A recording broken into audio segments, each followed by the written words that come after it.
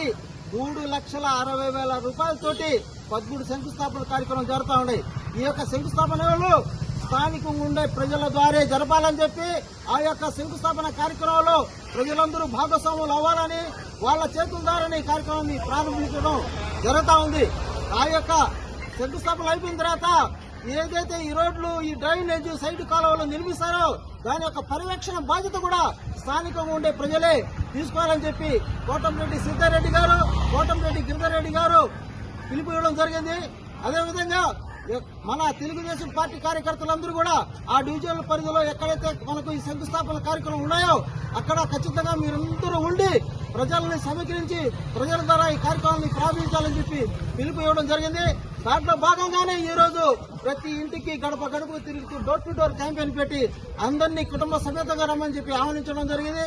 ఆ విధంగా రేపు ఉదయం 9:30 గంటలకు 9:30 ప్రజలందరూ కూడా పాల్గొని ఈ యొక్క శంకుస్థాపన కార్యక్రమం జయప్రదం చేయాలని, అదేవిధంగా మీ యొక్క ఆశీస్సులు కోటంరెడ్డి సోదరులు కోటంరెడ్డి సిద్ధారెడ్డి గారికి, కోటంరెడ్డి గిరిధర్రెడ్డి గారికి ఇవ్వాలని చెప్పి, అదేవిధంగా